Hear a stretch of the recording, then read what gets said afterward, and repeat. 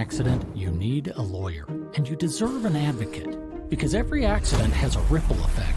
It affects your time, your health, your ability to make money, everything. That's where the advocates can help.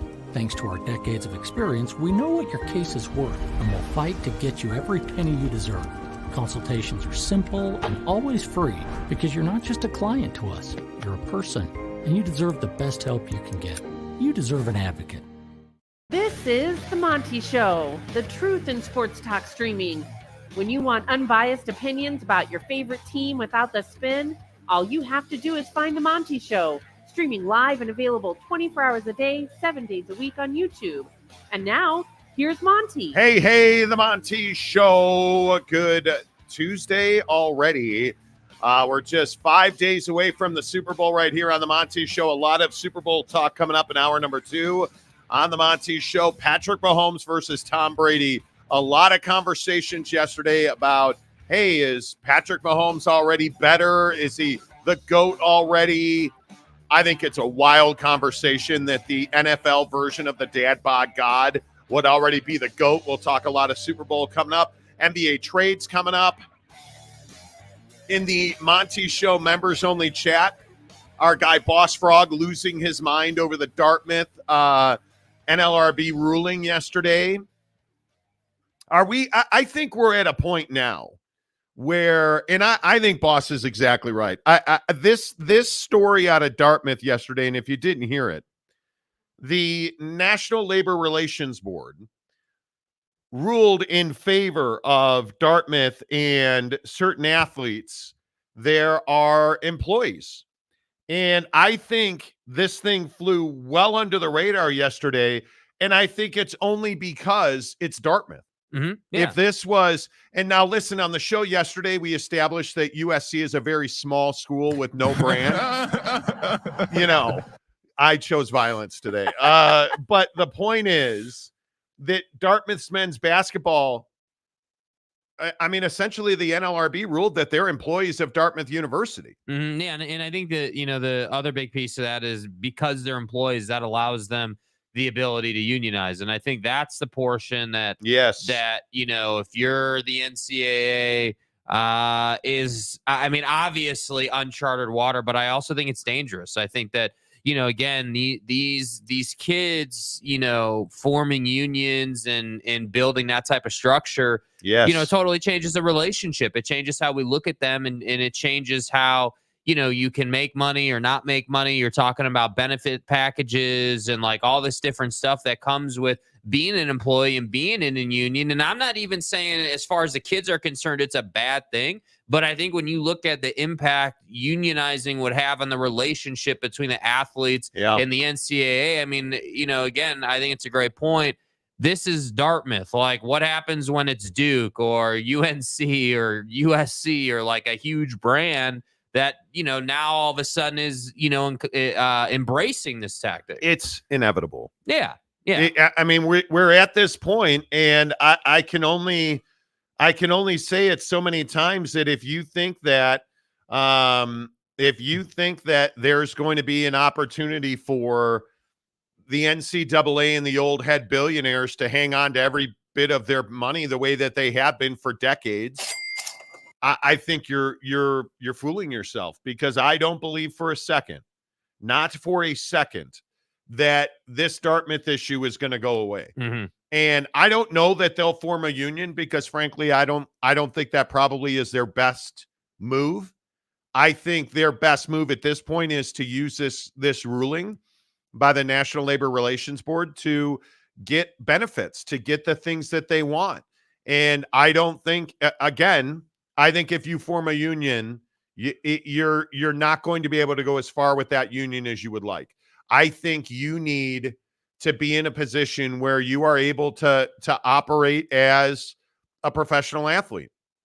At the end of the day, I think that's what this comes down to. But if anybody believes that forming a union is going to get you a paycheck, I just don't think that's the case, because it doesn't make financial sense for a small college basketball team like Dartmouth to draw paychecks from administration. Mm-hmm. That's not where your most money is. Well, and I also think the question that nobody's thinking about is, let's say that they do draw paychecks. Let's say that they become employees and we go down that road. How does that impact, admittance to the college? Because, that's the answer, right? That's the counter to, okay, you guys want to be employees. Now we got to start changing it from, hey, we gave you a scholarship, or you got, we accepted you into our school, to now we got to change it to a quote unquote hiring process. And I think, when I look at that, you think it's hard to get into school now.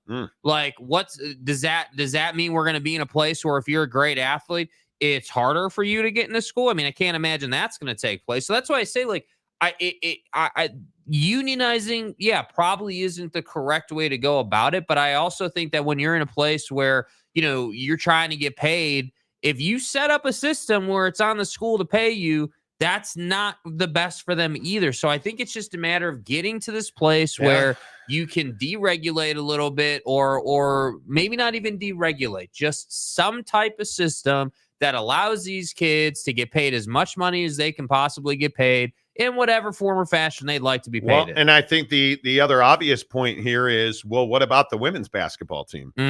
I think obviously Title IX is something that we talk about a lot when it comes to equality, as we should. And I think you are going to see that if these administrations and these universities have to start cutting checks, all you're doing is restricting opportunity. So you have to find that balance where you're not spending too much money on, payroll, where you have to cut the badminton team or the volleyball team, or right. Because I think that's what you're seeing. Is it this money? And if you think these old heads are going to give up their money, you're wrong. Sure, they might be, again, cutting paychecks to the men's basketball team, but the chess club now just got their funding cut to make up for that gap. Like, they're not just going to give their money away. That's not going to happen. But hey, listen, I think the other thing that I very much believe in is unintended consequences. When you get something like this, and I think it's long overdue, and I think it is a big deal, there are unintended consequences. And you never or rarely know what those are ahead of time.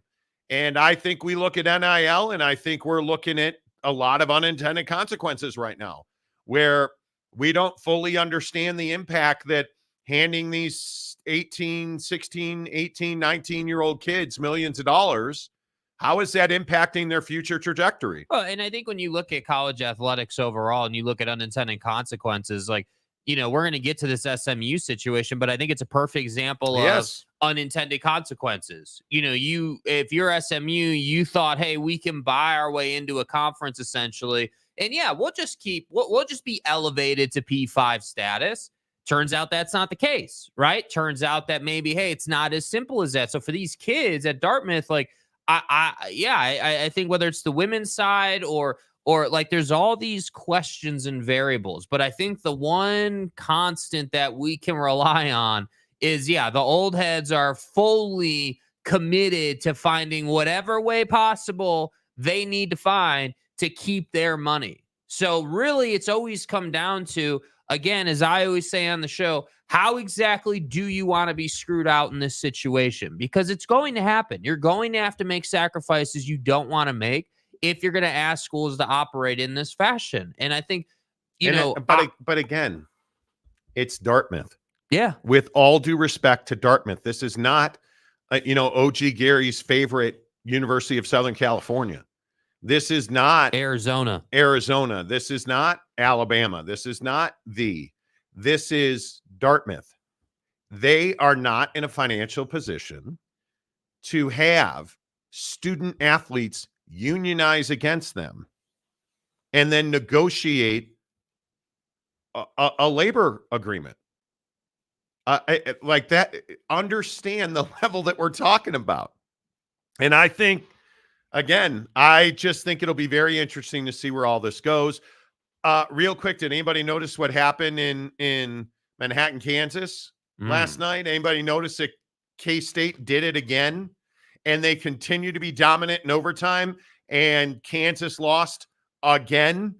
Like, shocking night in the state of Kansas. That K-State basketball team is well coached, man. And I know they were underdogs coming into that game, but well coached team, Very much executing at a high level, and that's why they won that game. And again, it's what we were talking about on the show yesterday, or might have been Friday, where you have this concept of, hey, like, winning matters, man. And I while Kansas would be a top cut team in that new tier we discussed yesterday on the show, I also think losing to K-State with, some regularity recently is not great for your program. Well, and I think the K-State-Kansas rivalry is undervalued, especially on the hardwood. That's their 300th basketball meeting.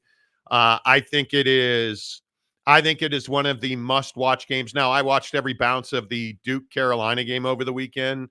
Like, that's must-watch basketball, especially for us Carolina fans. But I'll tell you, if you miss another Kansas K-State game, that's on you, and don't say you weren't warned. Uncle Monty told you. Hey, Monty. Hey, Uncle Monty. I told you, man, that you have got to pay attention to Kansas K-State. And I think what Tyler Perry did, what that team does in overtime, I think is just remarkable. And we were saying that. It was a wildly entertaining basketball game. Yeah. So a lot going on in the world of sports, but I think the biggest story in sports this morning is this situation with SMU in the college football playoff. The college football playoff yesterday voted to give the ACC a lesser share for SMU joining. And as we talk about unintended consequences, I think it was just believed that the college football playoff executive committee would just be like, yeah, sure, we'll give the ACC a full share for SMU. Dilly. And I've never believed that SMU is a P5 brand. And I know that we've taken a lot of heat from our friends in Dallas County. I understand that SMU fans are passionate, but small but mighty, passionate Mustangs. I get it. But what is the college football playoff committee said here? They have said that they are not interested in rubber stamping the also runs of college football. And I think that's exactly what this statement says, is that SMU is not a big enough brand to get the top payment in college athletics. Now, I think it's also important to understand this is just for the next 2 years until the contract expires. And once that contract is renewed, if it is renewed, because I think that's also something that's up in the air with this Big Ten SEC movement, I think that's up in the air. But when you look at where SMU is for the next 2 years, they are going to be a financial liability hanging over the Dallas-Fort Worth community. It's not even Fort Worth. Boy. Hanging over the SMU community, because now those boosters are going to have to give significantly more money to offset losses in athletics. And I think this is a shot over the bow at the ACC, who continues, Jake, to find itself in controversy. And this may be unintended controversy, but it is what it is. I just think this is another shot over the bow of the ACC. They've got to do something to really bolster their standing in college athletics. And there's no question that adding SMU for free essentially was never a good decision.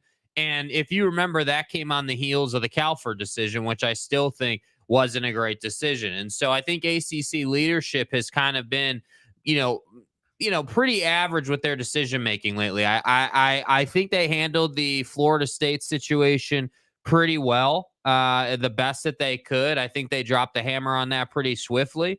But I think as far as expanding the conference, doing business inside of the conference, it hasn't exactly been great. And I think the problem is it's this old thing that we talk about on the show all the time. Like, if you don't win, you better have a value in another way, right? Like, there are brands in college football that don't win and don't go to the college football playoff with, regularity, not every single year, maybe twice every 5 years, but they're still extremely valuable to your conference. They still make you a ton of money because they have the TV audience, they have the viewership, they have the leverage that way.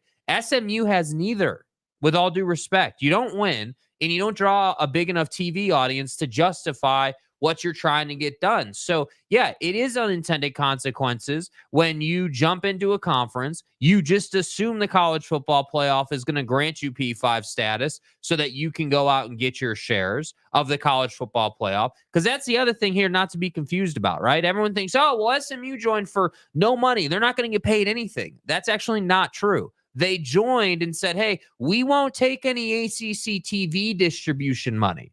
But when we get into the college football playoff as a conference, we're going to want our fair share. And we expect a full share because now we're in a P5 conference. So for SMU, for the ACC, it's a problem across the board. So yeah, the donors in SMU land are going to have to cover the difference because allegedly, based on, the reporting and what we've seen, the money you would make in this, chop down share, if you will, for SMU is going to be less than you were making in your prior conference.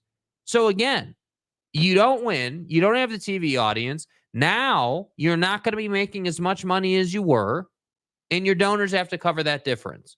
So yeah, I think that the SMU ACC thing has been rocky to say the least. And that's why I think we don't see it a whole lot. You don't see, teams and schools just getting added for nothing, essentially. That's the issue. Well, and we fought about this tooth and nail, whether it was, Oregon State or the value of the Mountain West Conference. Certainly SMU was in that conversation. Mm-hmm. And I think it's why when we were debating, universities like Tulane, universities like Memphis, when you have question marks surrounding your ability to compete at the highest level, and it's to your credit what you always say, like you haven't won football games, but was anybody ever going to compare Stanford and SMU? No, they were not going to do that. And I think when you look at SMU's value to the ACC, it's significantly less than Stanford. And I think the obvious is, well, Stanford was a P5 in the Pac-12. But I also think that SMU does not have a winning history. SMU does not have a recent tradition. SMU brings very little TV market to the conference. And I think the struggle for the college football playoff is they at some point had to put their hand in the dirt and get ready to get after it. And this is what they're doing. They are setting themselves up for future negotiations here. And I think the group that really should be looking at this is the Pac-12, because you're a 2-member conference. So you're already pushed out because you're not going to get an auto bid. You have to have a minimum of 8 now, we know. And I wonder what the compromise is going to be, because there was a compromise here for SMU. They're going to get some money. They're not going to get all of their money. So now the question is, what is the compromise for the Pac-12 or the Pac-2 in this case? And what do you do to try and secure a future beyond 2025, 2026 for the Pac-12? And the answer is, I don't know, because it does not seem to me, and it does not feel like to me in conversations that I've had, that there's a particular attraction for the college football playoff to Oregon State and Washington State. Not as a group, not as an entity, as separate entities in different conferences. Sure, that absolutely could happen. But I don't see any way, shape, or form that the college football playoff is just going to hand the Pac-12 a bag because the Pac-12 said so. Yeah, and I think, the big part of that, again, is TV partners and whether you win or not. Again, think how different this conversation would be if Oregon State and Washington State were Oregon and Washington. Right? Very different. If you were Oregon and Washington, ESPN would be all over this. And as a result of that, the College Football Playoff Committee would be inclined to cut you some slack and maybe say, hey, yeah, we'll look the other way. We'll continue to give you X, Y, and Z because you guys win and you create a winning TV product. And again, it's this difference between Stanford and SMU. Stanford hasn't won a lot recently, right? Recently. But Stanford football is a brand. Stanford football has won in the past. We all know that. And by the way, you want to be affiliated with them in education. They're an educational powerhouse. So you have reasons to want a school like Stanford in your conference. The College Football Playoff Committee doesn't have a good reason as to why they should give Oregon State and Washington State as schools in really the Pac 12 or 2 or 5 or Whatever whatever the we're hell you calling want to it. call it, conference recognition. There's no reason to do that. So we can sit here and be like, oh, yeah, Kirk Schultz is going to stand in the way and he's going to do the leverage play. But the reality of the situation is he's not in a position to stand in the way. He doesn't have the money, the fortitude, the resources to try to sweat these guys out. That's the problem here. So, yeah, the question still remains. Why have you not merged with the Mountain West? Why have you not secured your future for the next, whatever, 5 years, 10 years, whatever the agreement will be? Why haven't you done that? Because what we do know is that your athletic department at Washington State is a mess. It's a mess. So I'm just trying to understand Kirk Schultz play here, the Pac-2's play here, because if you think that you're going to get all that money for them, you're out of your mind. They're not doing that. They're going to vote to change it from a 6-6 to a 5-7, and they're going to vote to say, hey, if you want to be part of the college football playoff, you got to have 8 teams in your conference. That's going to happen. And I understand why Kirk Schultz, and it's a ridiculous conversation. Kirk Schultz essentially suggested that the Pac-12 would have revenue and voting power beyond 2025. That's what he's trying to. This has nothing to do with, where he sits currently. Kirk Schultz wants to guarantee that the Pac-12, which we don't even know is going to exist, would have a seat at the table and voting power on what happens with the college football playoff moving forward, to which everybody else said, no, that's not going to happen. And I think the thing that's very interesting is Kirk Schultz needs a 5-7 model, because ultimately he's not going to, as we've talked about at length for a year on this show, ultimately you are not going to have the ability to control your future. You have 2 teams in your conference. And I think the college football playoff is leveraging the Pac-12 by saying, hey, we'll make it 12 at-large bids in the college football playoff, instead of giving the G5 an extra seat at the table with a 5-7, the P4 and an automatic qualifier for the top G5. We'll just make it 12 auto bids, or 12 at-large bids, rather, with no auto bids go away. So the top 12 teams in the country, that's who's getting in the college football playoff. And what does that say to the G5? That says good luck. You're not guaranteed a spot every year. That's the conundrum for Kirk Schultz, who is in business with the Mountain West, who's a G5. He needs that spot. He needs that at-large bid. He needs that automatic qualifier. So this only ends one way. It only ends one way. I think it's really difficult if you are Oregon State to sit here and allow Kirk Schultz to control your fortunes. And we've repeatedly been told on this show that Oregon State really is in a no-win situation. They weren't able to find their way into the Big 12 or the Big 10, and they asked repeatedly, and they were rebuffed.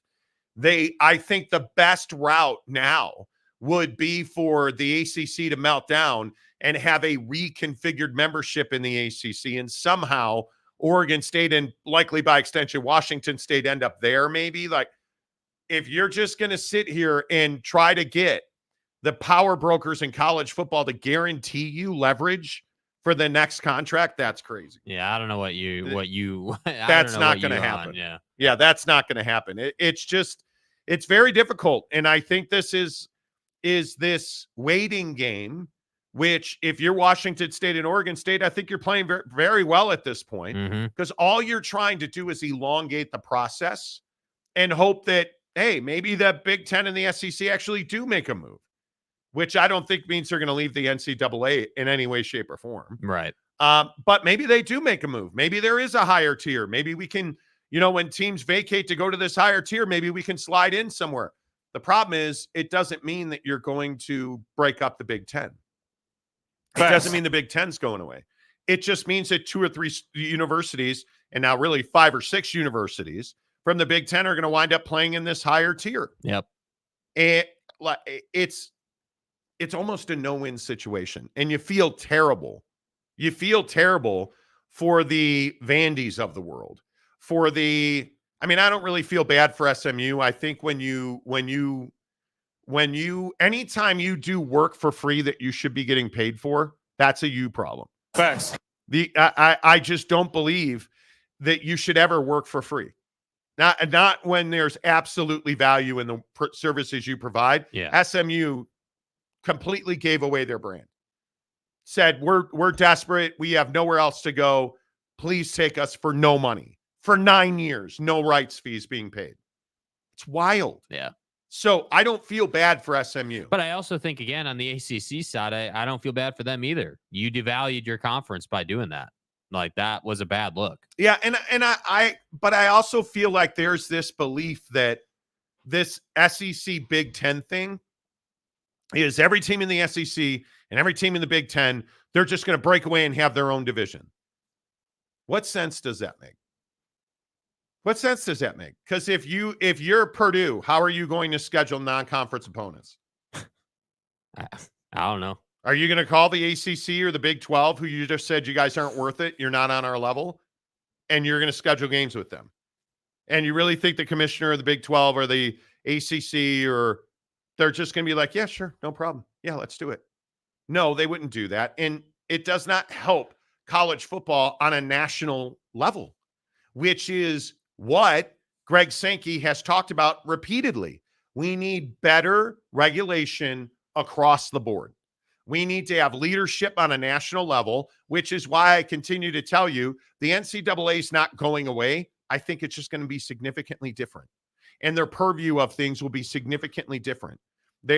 You're not going to have a situation where the NCAA just disappears. You're not going to have a situation where these two conferences just go and take their ball and play against each other.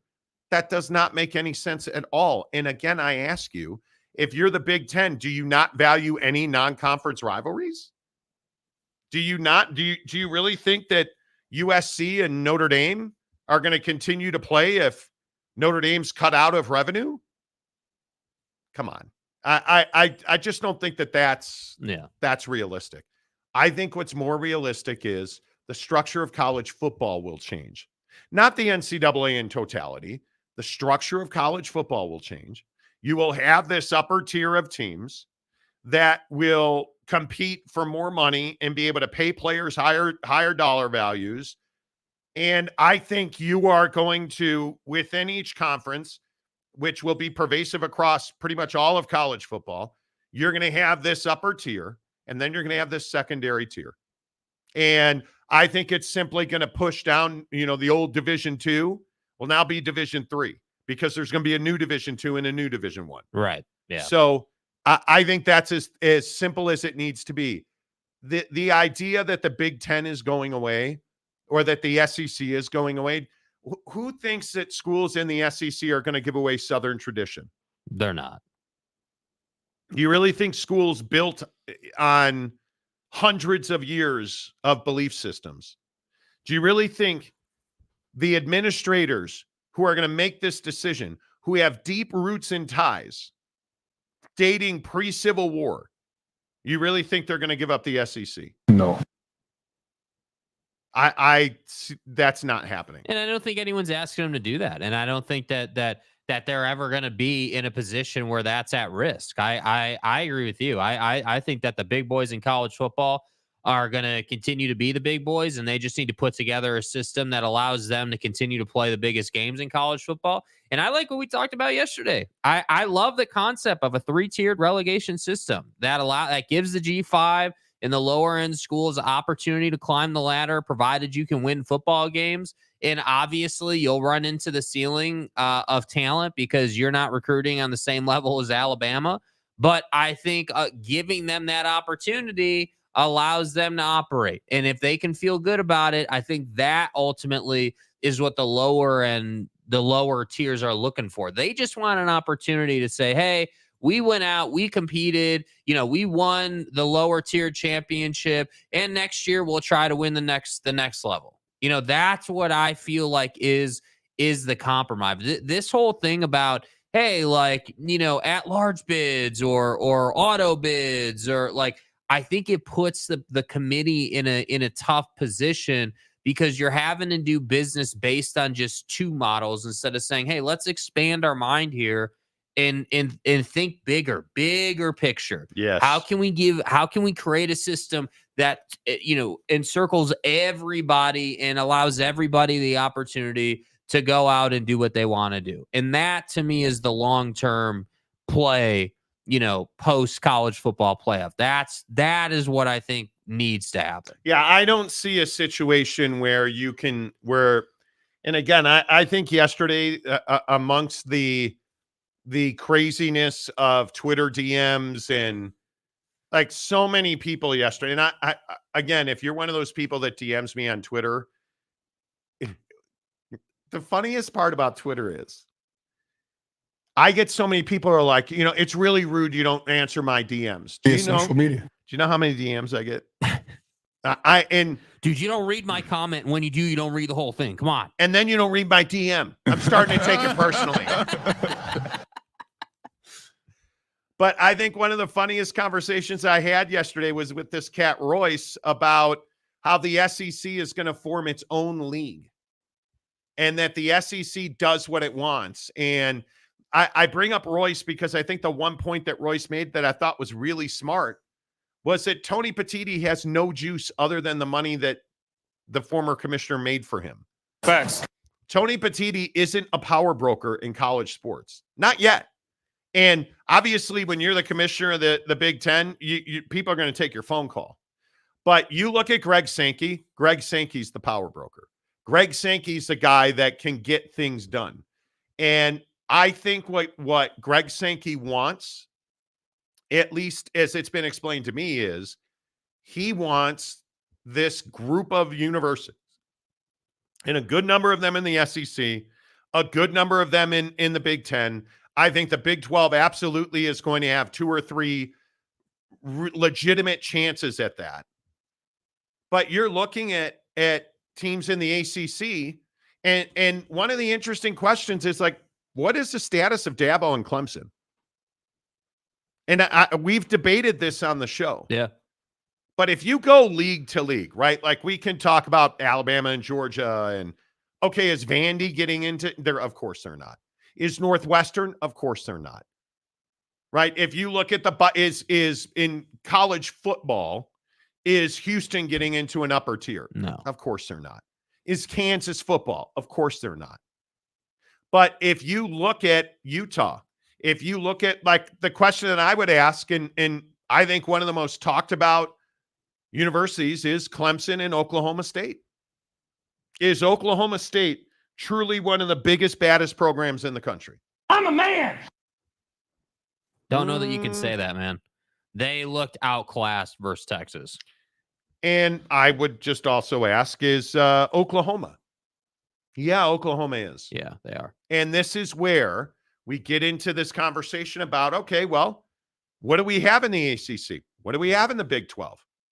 Well, I think in the ACC, I truly think there's only one. And I think without question, I think that one is Florida State. There is just no doubt about it. But if I said to you right off the jump, is Louisville in an upper tier in football? Probably not. Probably not, right? Nah. NC State, Georgia Nah. Tech. So again, I ask about Clemson. Is Clemson in an upper tier of Power 5 football programs? I think they'd probably make the cut just because they've shown an ability to get there and they've shown an ability to play and win in the big game. But it's just been many years now. Like It feels like it's been many years. I think it has been, unfortunately, if we're truth telling, I think it's probably been 3 seasons since they have really been a national championship contender. Mm. And it's probably since Trevor Lawrence left. But looking at Dabo's record, and I think Dabo, without question, is part of this conversation.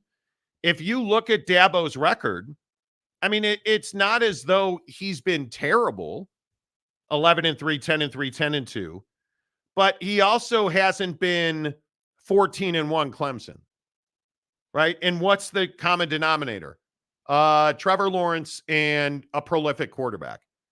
And when you go 10-2, 10-3, 11-3, and then this year you go 9-4, and you finish outside the top 10 every year, that's problematic because he's outside the top 10 the last 3 years. Yeah.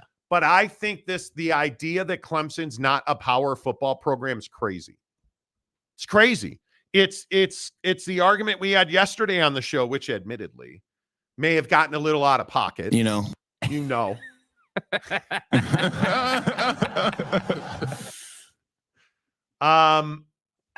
It's USC not being a power program. Either they are. Clemson is. You know, the other one that I think is a real interesting question. What about the University of Miami? Miami Hurricanes football? Now, recently, no. History speaking, absolutely. But see, this is why you need the relegation thing because you need to be able to say, okay, yeah, Miami, not recently, we're going to put you in the second cut, but you can earn your way into the top cut, right? Like, that's why you need that because you don't want to just make it feel like, hey, we're permanently excluding the Hurricanes because when they're winning, that's a great brand. That is absolutely a great brand. But that's not who they are right now. That could change. So that's why I say, like, teams like UCF is a nice brand. They're not a top cut brand, though. They're a second cut brand. What about, like, think about Pitt. Pitt football second cut. Pitt football has history and tradition, but I agree. Boston College, no. Right? Like Dartmouth basketball. Absolutely. Okay. Anyway, my point is it's okay. Yeah. It's okay. I think in the ACC, I think you're going to be hard pressed to find 4. I think you can make the argument that Florida State and Clemson without doubt are in. And I think Miami's in. I think other than that, I think you have no idea. But I look at the Big 12 and I say to myself, man, that's going to be awfully difficult without Texas and Oklahoma because they're both in. There's no question about that. Right. Right? Like, is Iowa State football in? No. Is K-State football in? No. Is West Virginia football in? No.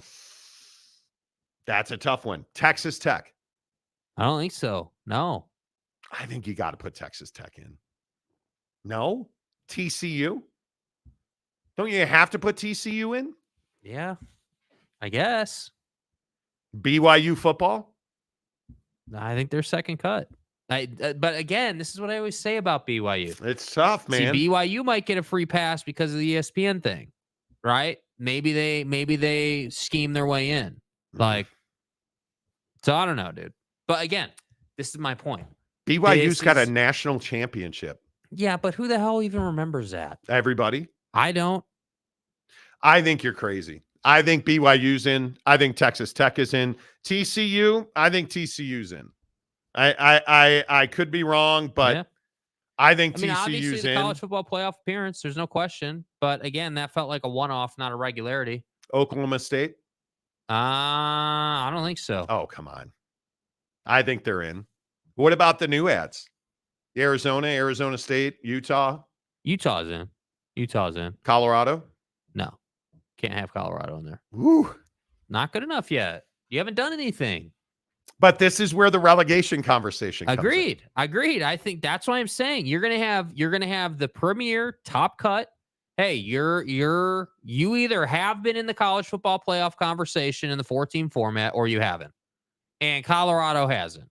TCU has. That's their get me over. Texas Tech is not. Right? Like but again, this is why the relegation thing matters, because if you can say to Texas Tech, hey, yeah, go out and win the second cut, now you're in. Prove it. Win ball games. Then maybe we'll put more of a priority on NIL in the portal. And Dabo won't get a free pass for sucking for 3 years or whatever it's been and not having a quarterback. Then we won't have to talk about, Uyunglele leaving you to go to Oregon State, go back to Florida State in the same conference. Then maybe that conversation doesn't need to happen because you'll prioritize having a quarterback. Yeah, I don't know. I don't. Does DJ leaving Clemson, is that a bad look? No doubt. Dabo's got to get in the portal. Yeah. And I think at some point, if you continue to be, it's awfully difficult to say Dabo's Clemson teams have been afterthoughts. Post Trevor Lawrence, it feels like you've been an afterthought. And it feels like Dabo doesn't want to get in the portal and doesn't want to embrace NIL. And if you're Clemson, how long can you let that go on? Not very long. And why did Dabo not get the Alabama job? I think we know why he didn't get the Alabama job, because he's not a new age coach, and Kalen DeBoer is. Yeah, I guess so. All right, Big O Tires and American Fork, your total car care experts. They are the should I say proud sponsors of College Football Talk on the Monty Show. Yeah. I think they are. It'll be great to have them on the show. It's always good when you can partner with the good people like Ryan at Big O Tires and American Fork. Also looking forward to having Jake Retzloff, the starting quarterback at BYU. Or is he? We'll talk to Jake about that coming up here in the coming weeks. Jake is going to be a regular on the show. So it's going to be nice to talk to him about, hey, what are your opinions on NIL? What are your opinions on, unionizing of, like, I think that this Dartmouth thing, and I know, again, this is just my opinion. Mm-hmm. I know it seems some far-fetched place, but if you're Dartmouth and you're the current men's basketball team, are you interested in forming a union? And by the way, if you are, who's giving you that guidance? That's the other question that comes to my mind. You have so many of these. You have so many of these athletes. Do they just have one lawyer giving them advice, or what's the deal? Yeah. All right. Let's get your comments in here. Talking college football. Thanks to our friends at Big O Tire and American Fork. And again, when you think of Big O Tires and American Fork, you can think about a lot more than tires. Now, because I got my Michelin Cross Climate 2s from my guy Ryan at Big O Tires, that doesn't mean that all he does is tires. And that's a hell of a tire. The Cross Climate 2 from Michelin. Amazing. I have a Jeep Grand Cherokee Summit, and I had the worst drive of my entire life this past weekend. We. Yeah. 2 O's and almost died, Goose. Yeah. Coming back from Mesquite, Nevada, where we played golf on Friday night, because some of us were not allowed to be outside of our apartments and condos for the weekend. We were locked down like these days? With the hose. Anyway, the point is, so we had to, hustle foot back from Mesquite, Nevada to Salt Lake City in the worst snowstorm I've ever driven in. Like whiteout conditions, could not see 2 feet in front of my face. It was horrendous. And not one time did that Cross Climate 2 let me down. Not once. It is. And if you have not seen what a Michelin Cross Climate 2 is, you got to get your hands on it. Yeah. Because it's good in snow, it's good in rain, it's good in heat, it's good in cold. It is truly built for every climate. The Michelin Cross Climate 2, I love it. And the other thing I love is Ryan at Big O Tires and American Fork tinted my windows. He's the guy that does my oil changes. Like if you need car care, Big O Tires and American Fork is your home. I'm telling you, man, their level of service is on another level. They also do lifts, which is amazing. They do everything. Yeah. If you need work done on your car, Big O Tires and American Fork, a lift kit, suspension, wheels, tires, brakes, any brakes, absolutely brakes, alignments, anything to do with your motor, anything to do with your car, you can hook it up at Big O Tires and American Fork. Make sure you tell them you heard about it on the Monty Show. Matt Ritson. How about Nebraska borderline in football? No, they're absolutely in. There's no question about it. Dude, listen, I understand nothing happened before 2010 in your life. It doesn't matter. It doesn't matter if you won in the 80s, dude. Yes, it does. And they won in the 90s as well, I would remind you. Nebraska is a multi-time national champion who has, have they had a difficult stretch of decades? Sure they have. Nebraska's in. That's not a conversation. Nebraska is in. And I look at the Big Ten and I look at their move to the Big Ten, 100% it was a mistake. There's no question about that. But I'm telling you, Nebraska's in. It's not even a conversation, in my opinion. Sean Rollins, as always, gifting 10 Monty Show memberships. Nice job, dude. Thank you, Sean. Appreciate you. Harry Austin, a member of the show for 8 months. Thank you, Harry, my great San Antonian. What is the bigger mistake, adding Cal or SMU? I would argue Cal is the bigger mistake. See, I actually read the whole comment Good there. job. You read the whole comment. Nice. You're welcome. Like, I can give you value propositions on Cal. Education, research, money, funds outside of athletics, prestige, partnerships, no doubt about it. Athletics beyond football, basketball, baseball, track and field. They have obviously they give you a footprint out west with Stanford. Right. They're in business with Stanford. Like, I can give you 1,000 reasons why Cal was a good ad for the ACC. I think it was backward. It was a terrible decision for Cal. I think it was a good decision for the ACC. They needed membership. They needed P5s, and they got 2 of them. Yeah. I don't know what the value statement for SMU was. Like, if you're the ACC, you added SMU because that's the difference, Harry, in my opinion. I think Cal brings you 1,001 reasons. They deliver the Bay Area to you along with Stanford. It's not a question. You look at the ability of Stanford football getting one of the top quarterback recruits to sign a letter yesterday. It's over. Like, they're still drawing top football talent at Stanford. You don't have to like it. You don't have to agree with it. But again, that education piece, I'm telling you, football players, you love that or you hate that. So if you're a top quarterback recruit and you love it, you're going to go to Stanford. Why did the Big Ten flirt with Utah? Yeah. Well, because they want that education piece. Yeah. They want that non-athletic bread. That's why. Big Blue Horses for $2. Who is in? Who is out? Let the litigation begin. You're not wrong. Mm-hmm. You're not wrong. And I know, Jake, again, nothing happened, before 2019 in your life. Mm-hmm. But if we look at, you notice how it's getting closer and closer. Hell no. In the Big Ten, Michigan, Ohio State, Penn State, certainly. And we're talking about football only. In the West, Wisconsin, Nebraska, certainly.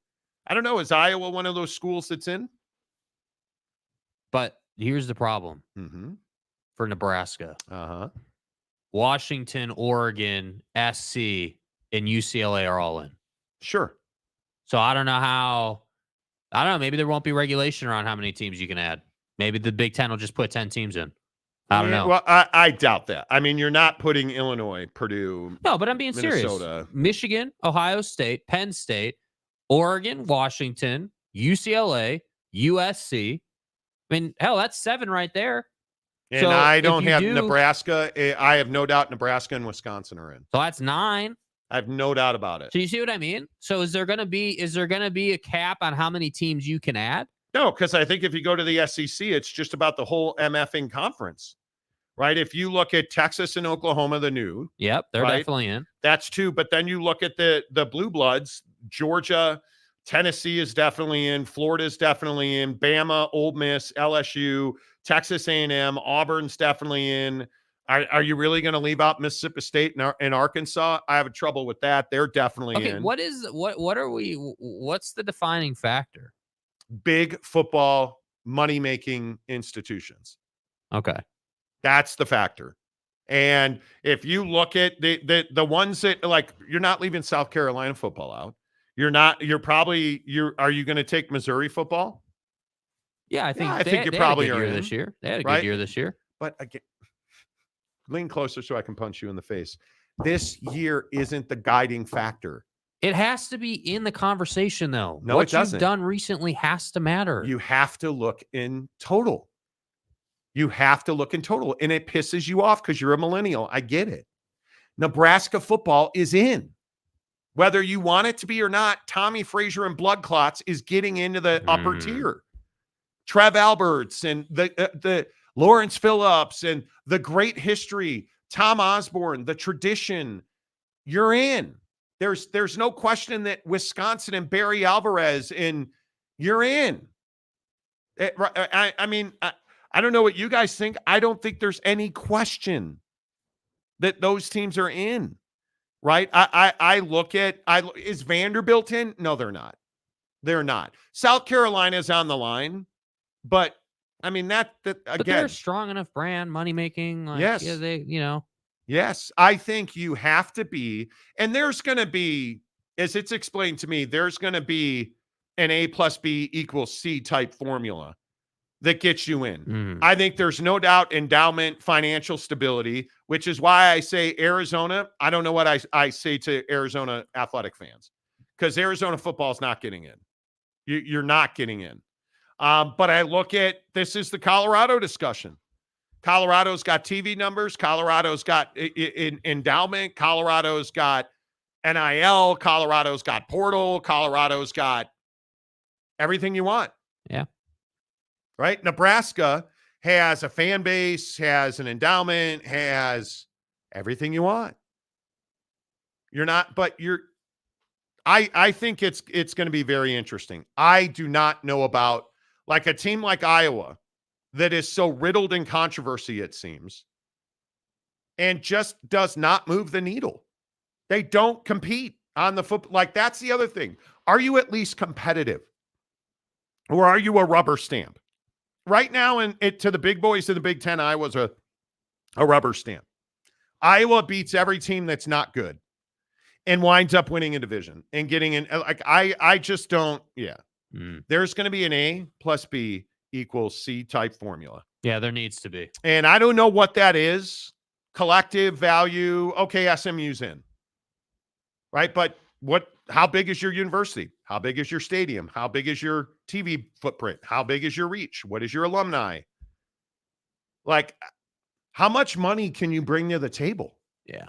Because you're going to have to pay these athletes an exorbitant amount of money, because you're going to be competing with the Ohio States of the world, the USCs, the Oregons of the world, the Bamas, the Georgias. The true blue blood, no doubt about it, programs are always going to win that conversation because they've got more money and they've got more TV exposure. Yeah. Which is what kids care about. Yeah. You know, I think, to me, there are a lot of borderline teams. But that's why you need the formula. Yeah. Yeah, I don't know. Daniel Dixon, Iowa have won in Nebraska most years, just versus Nebraska most. Sure. Yeah, but again, I hate the Nebraska argument, but he's not wrong. They make money. They're a big brand. History and tradition. Like, okay, cool. Throw Nebraska in. That way they can be the team that everyone beats up on. And yeah, Robert Fowler, I'm absolutely taking Nebraska over Iowa. I am. Rory Marble played basketball, not football. I'm kidding. I just don't believe, but again, but Iowa doesn't have anything over Nebraska. This is what every Iowa fan winds up losing their shit about. Yeah. Tell me what Iowa brings to the table. This is the SMU conversation. What's the value statement for Iowa?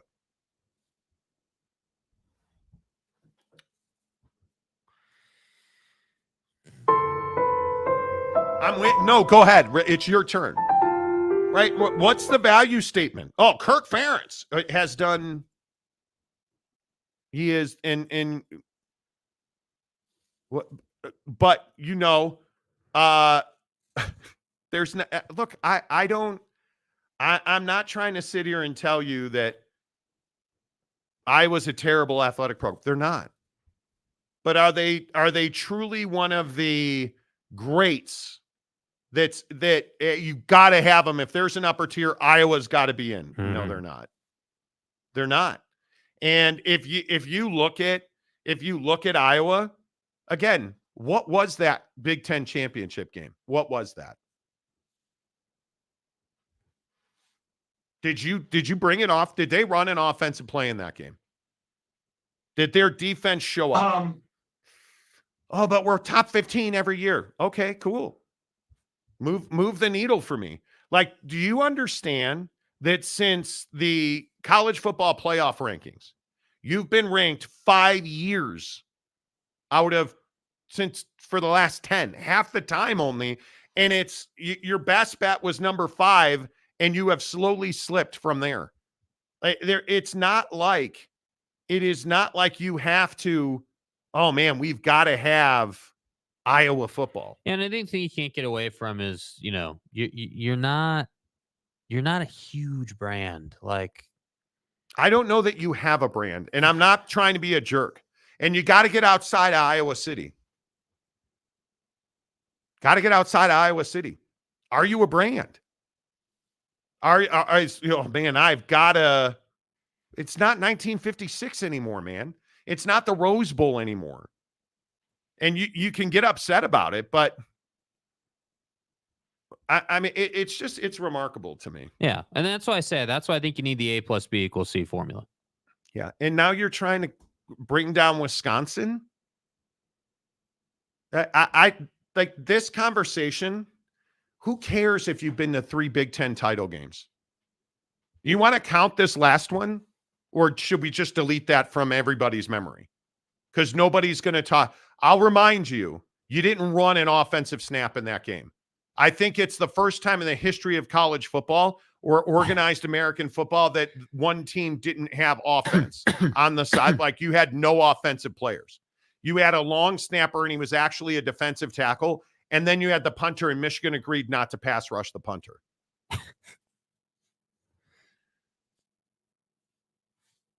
Isn't that what happened? I mean, I think you had 0 offensive yards. If I'm some shit happened. I mean, I could be wrong. I should go back and look to see if they. Hey, good job reading his whole comment. Good job. But yet you said it's based off tradition and not 1 or 2 years. It is based off tradition, which Iowa has very little of. I honest to God, tell me how anybody that's not an Iowa fan, which Robert Fowler is a diehard Iowa fan, I'm going to guess. Like, do you know that you're a 500 team all time? History and tradition. You haven't had a national championship since the 60s. You're not and I'm not trying to be a jerk about it. I thought you said the 60s, bro. But does anybody, when's the last time Iowa won a division championship in the Big Ten? Oh, wait, that's right. They won it this year, and they were 10-4. And their division was Northwestern, 8-5. Wisconsin, under a new head coach, 7-6. Nebraska, 5-7. Purdue, 4-8. Illinois, 5-7. Minnesota, 6-7. And I am not impressed. You scored 109 points on the entire season.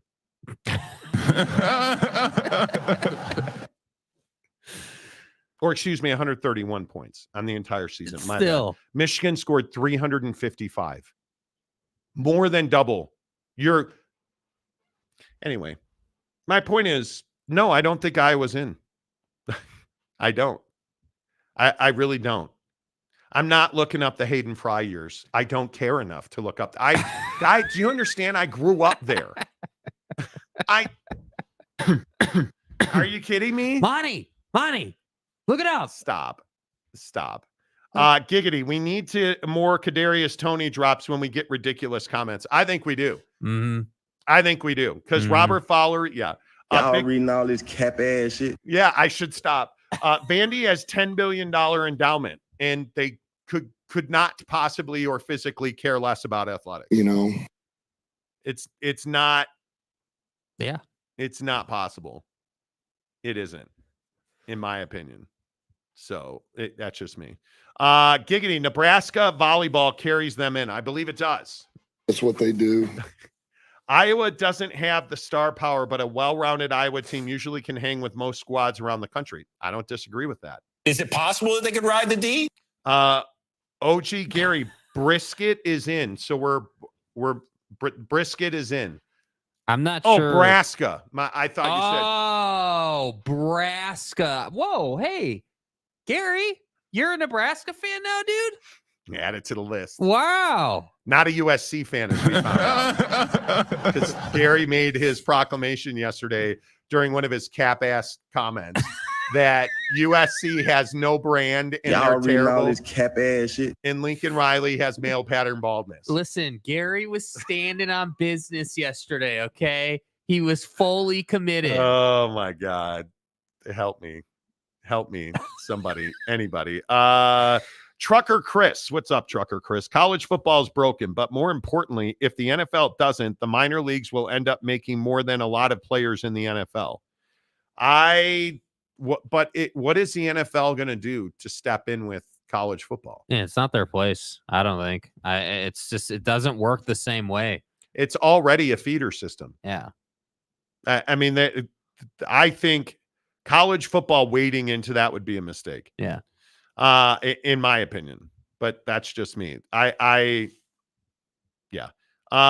Let's see. You're reaching, Trucker. Why? No, I don't think he's reaching. That's a good point. Dakota Tubbs, Nebraska really at this point put them in League 2 and let them earn it. They've always been so bad. They've been so bad for so long. But look, again, millennials. I think Dakota Tubbs is post-millennial, which is different than post-Malone. There's no question Nebraska's in me. No school is as great as Stanford out west educationally. Now, for those who also missed the cap-ass portion of the program yesterday, read the whole comment. I'm not allowed to read Jimmy Ottson's entire comment because, I can't remember the guy's name. Immaculate told me not to. Oh, he don't know nothing. Next comment. No school is as great as Stanford out west educationally, but Cal is an incredible school. It is a really good school. Boyd Lake, Iowa. Nope. Grand Dan, realignment or relegation? Relegation. I am a big fan of promotion and relegation.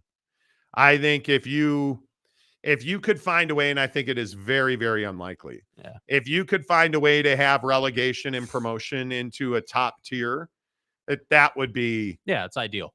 That would be ideal. Yeah.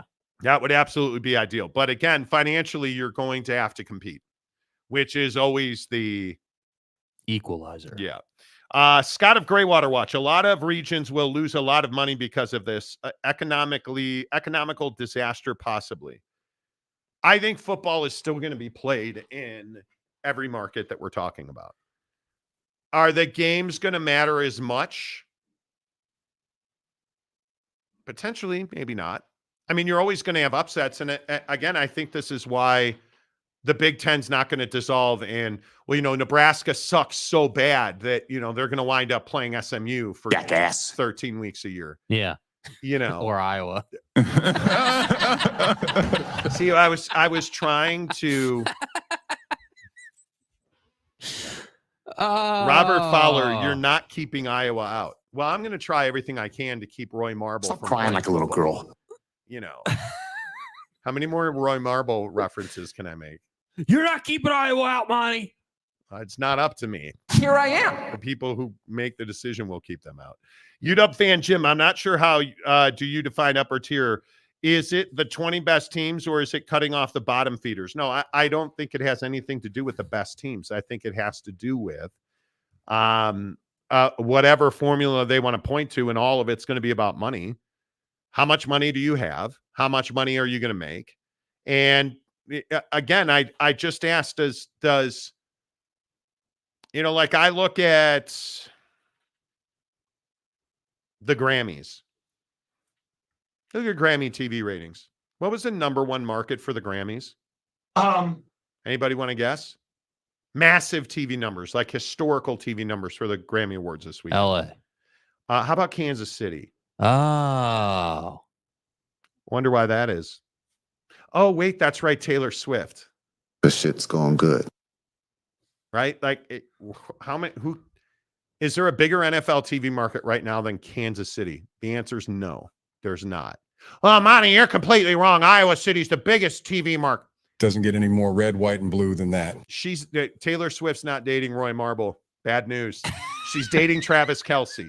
And it's engaged every Chiefs fan and every Kansasan. Kansasan? I don't know what you call people from Kansas. Every Jayhawk. Well, not last night. Anyway, my point is everybody in Kansas City, the Kansas City Metro on both sides, apparently turned into the Grammys, and they always watch the Chiefs. That's what I'm talking about. Stay hard. Do you really think that you're not going to turn dudes out for Nebraska? And here's the other thing.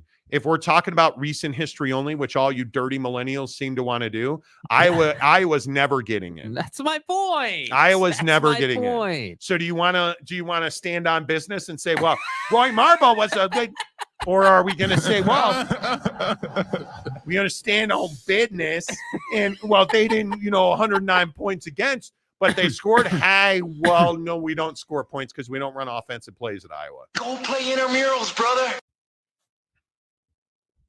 So either way you look at it, it's going to be a bad day for Robert Fowler. It's fine. You're so fucked. Chad Carter. No way UCLA gets in. They're drowning in debt and fans are pissed with their product. Let them earn their way in. I'd take Iowa or Minnesota. Iowa or Minnesota guy? Come on, dude. Hey, man. How is that even possible? Give me that abusive prick at Minnesota. Hey, guys. Really? Well, listen, Monty. Listen, if you're gonna put Alabama in, how can you put Alabama in and leave Iowa out? I don't give a piss about nothing but the Tide, baby. That's what every Iowa fan does. Listen, how can you put Georgia in and leave Iowa out? Go Hawks. Right? Like, dude, UCLA would be in. UCLA would be in my opinion. But hey, we'll see. Robert Fowler, Iowa has been to 3 Big Ten title games and a rich history. Wow. Guys, I read your comment. Right? And Scott of Greywater Watch, Iowa State. Yes, Iowa State's absolutely in. Oh man, Robert Fowler just had a stroke. Ames over Iowa City every day. I don't know. Iowa State's close. Iowa State's close. I mean, recent history. Clones are in, bro. Didn't we decide yesterday on the show it's not Cyclones anymore? It's just clones. It's not Hawkeyes. It's just Hawks. Okay. Des Moines. It's not Nebraska. It's just Braska. Yeah. In my opinion. Dakota Tubbs. Iowa played so much offense, the officials took the points away, right? They were so offensive that you just couldn't. Yes, you did. Yes, you did. Robert Fowler, but you say it's based off tradition and not 1 or 2 years. I do say it's a RJC man, Caltech, say is comparable to MIT. Well, are we really Calteching it? Caltech. We're Calteching it. Bailey Dietrich, Monty, my guess is how relevant the football team has been. I don't think will matter. If you are Alabama, you're in because your football team's relevant. If you're Iowa, we're going to have to check your references. Is that a real question? Going to have to do a criminal background check, maybe look at your credit score. That's out of the window. Then maybe. I mean, can you advance cash off your Hawkeye credit union card account to get Robert Fowler may never watch this show again. What is Utah and BYU's value statement? Oh, that's easy. Well, BYU, you flip on the TV and 1 million people are watching with you. BYU's got a national championship in recent times. 1984. I swear to God, I will throw this at you. Say it. That's not recent times, my dude. You're an asshole. Bro, I just need to know. Okay, so 1984. What is that? 40 years ago now? Dude? You can't even do the math on 84 to 2020. 40 years ago is not recent. 4 decades. 39. Dude. Going to be 40. You shut your mouth. Bro. Anyway, I think BYU has a massive fan base. I think they have a ton of money. That's why they get it. I think they bring people to the yard. Yeah. I think Utah is I think one of the premier football programs in the country. I think you have an incredible revenue generating machine at Utah. I think they are national championship competitive. Does that mean they've won one? No. Does that mean that they can't win one? No. I don't think there's any doubt Utah and BYU are in. I have no doubt about it that they're in. And I think the national relevance of BYU is reason enough to put them in. Yeah. It's my argument with Iowa, and I'm being dead serious. They're not nationally relevant. They are not. You cannot. How many college football fans can name the starting quarterback at Iowa right now? And if you say Roy Marble, I'll agree with you. It's Hayden Fry. Monty, look at the Fry years. 1962 was a hell of an offensive output for Iowa. Go Hawks. Okay, on to Dubuque. UW Jim. Just wondering how big will this upper tier be? I don't think that they would be the top 50 comes to mind. I would think, right? I don't know. I could be wrong. Yeah. But it is what it is. Grad Slacker. What is Wyoming's value statement? That they beat Texas Tech. Wow. Sure. You're not very nice. You're not very nice. You're not very nice. Oh, look, OG Gary says Cade McNamara. Oh. Does anybody know who Cade McNamara is? Yeah, he's the special teams coach at Central Michigan. He hands out the sideline passes. Well, Gary's an Iowa fan, so not surprising. He would know. He would know. He would know. He would know. Yeah. Dakota Tubbs, Gary, people from Tennessee can't read books. I thought we established this last week. Wow. That's bad. That's not nice. That's not nice. No one remembers a 1885 natty for BYU. It wasn't 1880. When was that natty for Utah, Gary? Your first of like real fandom, but now they're like 13. Oh. When was Utah's? Have to. What's up, big bro? I'll get back to you on that. Know your role and shut your mouth. Robert Fowler. No, I'll watch Monty and respect your opinion. I just want the same in return. Who doesn't respect your opinion? You guys have to understand that there is an entertainment component to the show. You understand? Yeah, that's stupid. Right? Like, it's not personal. There's no disrespect, you guys. Unless you're Dakota Tubbs and the people in Tennessee, but outside of that, everybody is your beloved. Respect. Yeah, everybody's just the people in Tennessee can't read. Okay. Cam Harrison. Wait, Utah has a natty. Oh, wait, they don't. Okay, now it's personal, and things got personal. Well, right? That was we used to have that as a drop, but it's fine. It's fine here on the Monty Show. Hey, Monty. Presented by our good friends at The Advocates, theadvocates.com, the best injury attorneys in the business. Did you know that you can chat with an attorney live online and it won't cost you a dime? Getting knocked around in an accident is awful. That's why you need someone to look out for you. Call The Advocates for your free consultation, and we'll keep you from getting knocked around. Yes.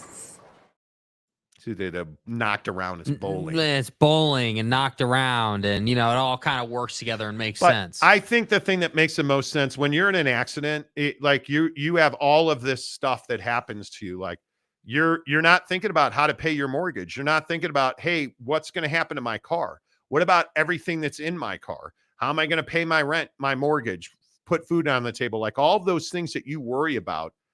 And that doesn't even account for, hey, how am I going to heal from, heaven forbid, my broken arm, my concussion? Let the advocates handle that. They handle all of that for you so that you can get back to the best version of yourself, and you never reach into your pocket to pay the advocates, because you don't pay the advocates unless and until they win your case at theadvocates.com. Tanner Plummer. Tanner. Utah won a show, which is in their minds is bigger than winning a natty. OG Gary, don't make me become a Notre Dame fan, Monty. But you're already Notre Dame, our mother. You're already a USC fan. Fight off. Anyway, Katie Rader, good morning. Pew pew. Hi. Katie Rader thinks that, I think it was Katie Rader was saying that you look like you're dead. Yeah. What the hell is that, Katie? What do you mean I look dead? Well, he and like 5 other people say that you're sickly. I'm sickly? One of our listeners. What is that even? What do you mean, dude? Ron said, what's wrong with Jake? He looks sickly. Dude, how do I look sickly? Like, who are you, Toby Keith? Yeah. Wow. Did you guys hear about Toby Keith? Too soon, my boy. Yeah, the country superstar Toby Keith passed from stomach cancer, and it just terrifies me. Being sick or life-altering sickness is so scary to me. Yeah, like terrifying. Tanner Plummer says knocked around. See what she did there? See what she did there. My car needs the advocates. You get advocates.com. You know. Conundrum says Jake looks pasty. Pasty. Jake looks pasty. Dude, you guys are tripping today, man. You guys are. Mike Smith says pasty 2 holes. Dude, that's ridiculous. Tanner Plummer, is Jake Mormon and going to die soon too? It is what it is. Yeah, for those of you who don't know that reference, a fan said that I was old, fat, and Mormon, and that meant I was going to die soon. Because Mormons apparently don't live long lives.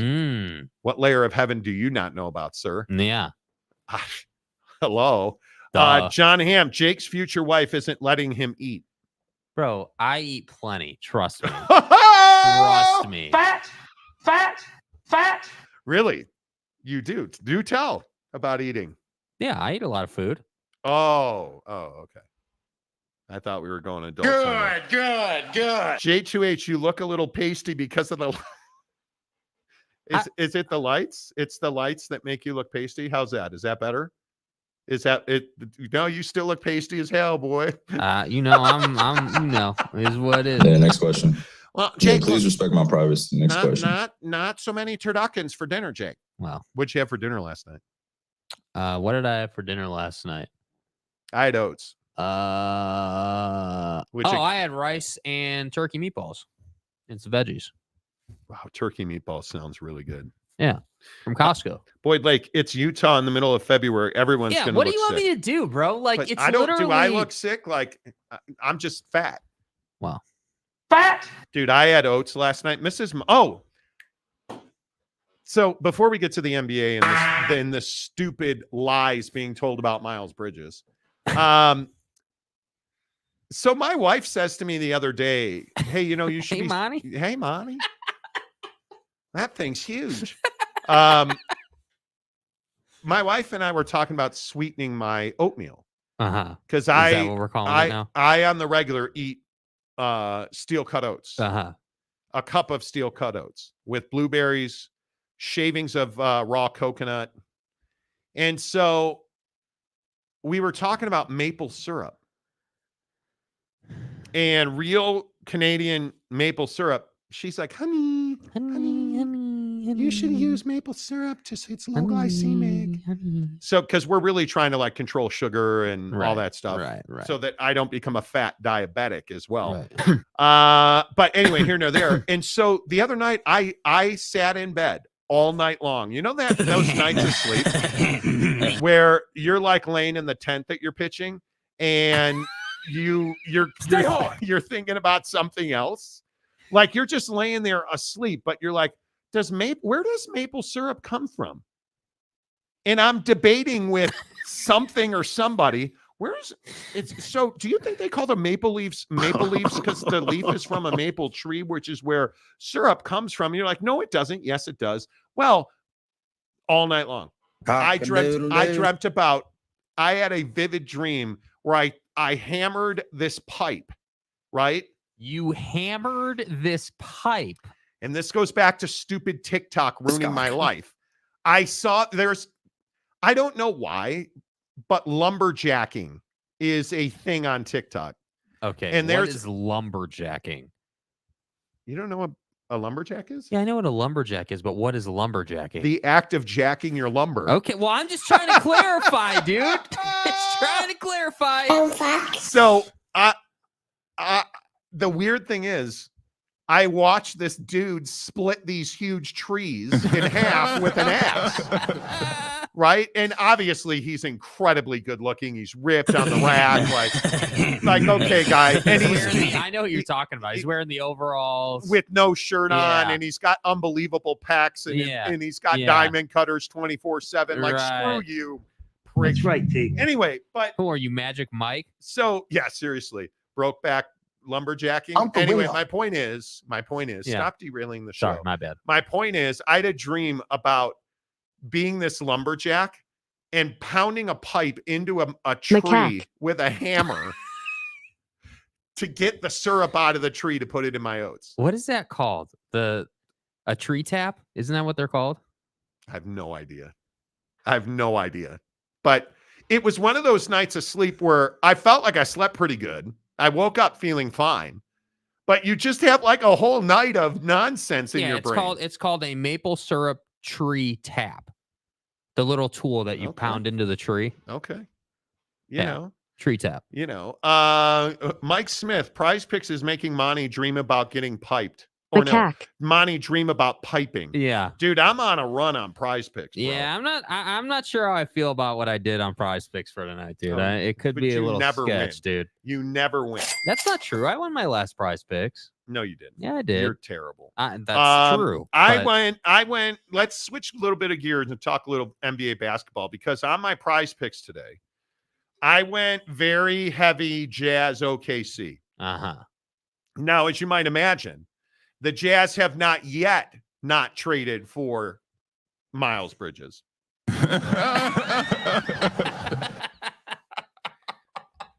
I don't, and this could be complete conjecture. I feel like Utah Jazz fans view trade rumors like a dog views an ambulance. Right. And just sprinting after it. And then when you catch the trade rumor, Jazz are trying to trade Jordan Clarkson and Collin Sexton for Miles Bridges. Oh my God, Monty! Be better. And just play Prize Picks. Play Prize Picks like I did tonight. PrizePicks.com. I've got John Collins. I really like that one. That one I think is pretty reliable. Yeah. John Collins. Well, then I wish I hadn't played it. Yeah. John Collins, 21.5 points and rebounds tonight versus OKC. More. Shai Gilgeous Alexander. Who the fuck is that guy? Against the Utah Jazz. 37.5 points and rebounds. And then Anthony. 30.5 points and rebounds against Myar and we, the hapless Chicago Bulls. Which I had a friend of mine yesterday call them the Chicago Bulls shit. Because they're that bad. Hey, by the way, they're leading the league in attendance. Just saying. So I don't want to hear it. Which is why they don't spend money. Those are my Prize Picks. And then there's Jake, who plays a $20 flex play for $45. Yeah. Grayson Allen, 6.5 points. In the first half. Less. In the first half. Yeah, less. I truly hope that Grayson Allen oh my God. Hemi for 22.5 points and assists tonight versus Orlando. And then Shai Galapagos Alexander. Who the fuck are you? 45.5 points, rebounds, and assists against the Jizz. Yeah. Average is 44. Yeah. I feel good about all three of those, actually. Okay. Tanner Plummer, Jazz beating Josh Middie and OKC tonight. Nah. RJC, man, all that oatmeal, you must be regular. Me, on the other hand, it's Jackson Pollock crime scene every day. Dude, speaking of lumberjacks, dude, the pre-show meeting today was unbelievable. Unreal. Could have built a log cabin high-rise complex this morning. Tanner Plummer, Monty, hot for lumberjacks? Dude, I'll admit, I have no problem admitting when other dudes are sexy, which is why I sit next to Jake, because he ain't. He's pasty and fat, and he's old like a Mormon. Why are you being mean today, man? I'm not. I'm only going off of the comment section, which, as we established with all due respect on the show yesterday, is some cap-ass, whack-ass. It is. And I'm just saying that, I was Mountain Mama amongst them, was, telling me how dumb and ugly I was. Y'all reading all this cap-ass shit. I just have to go on what they say. Right. Which is fine. Which apparently I'm fat and pasty now. Duh. Brandon Butler, Jazz fans need to apply a little common sense when looking at a trade noon. Miles Bridges. And he will every single time. Okay, so the trade rumor was, and this is one of the stupidest things I've ever heard. Yeah. Like, this is... And no, we're not promoting the account that tweeted this. No, we're not. The Utah Jazz. Guys. Follow me on Twitter. Yeah. The Utah Jazz are going to trade Jordan Clarkson and Collin Sexton to the Charlotte Hornets for Miles Bridges and of course, Gordon Hayward. Of course, Gordon Hayward's in that. Oh, he's man. Wow, that makes a lot of sense. Gordon's a Jazz man forever, even though we boo him because his blog got leaked early to the Celtics. We hate Gordon Hayward. We don't want him here. Bring back Derek Favors instead. So I said, yeah. Derek Favors and Jazz fans. Why don't you add Azubuike to the trade as well? He missed the easiest alley-oop the other night. Azubuike? Yeah. And remember, where's Jazz fan now? Well, we found our center of the future, man. He's amazing. Look at his cankles. His cankles? Like, do you understand that? No, I'm not doing, Doke, my God. The Doka-nation of the NBA is coming through Salt Lake City. Bro, it's Dokanating, all right? And then DeAndre.